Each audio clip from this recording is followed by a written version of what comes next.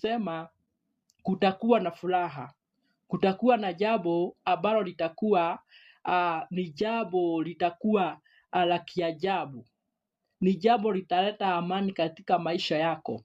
That is, uko katika jambo, you are in that period of lacking peace because there is something that you want but lakini hujaweza kupata lile jambo.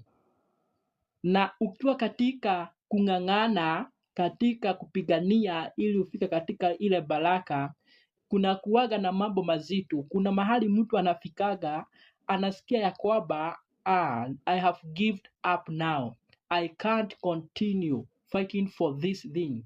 Unafika mahali unasikia umekwazika, you feel you are too down, you feel like Mungu ni kama hayuko pamoja na wewe. Kunafikaga mahali hapo, kwa sababu mtu ni mtu, na mtu ndiye huwaga anapitia mambo, mtu ndiye huwaga anaona mambo, mtu ndiye huwaga anapitia katika mambo mazito. Huu mwili ndio unatumaga mtu aitwe mtu. So shida zote na mambo ambayo ni magumu huwaga inapitiwa na mtu aliye na mwili na damu. This body is made up of iko na damu, imetengenezwa ili ikuwe iko katika hali ambayo kila kitu kinafanya kazi.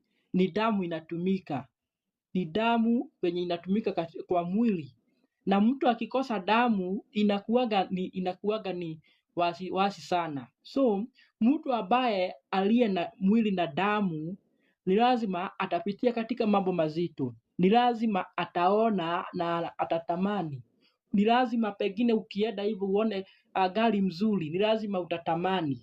Na mtu akitamani, ile kitu huwaga inafuata, you struggle on how to get that blessings or how to get that car.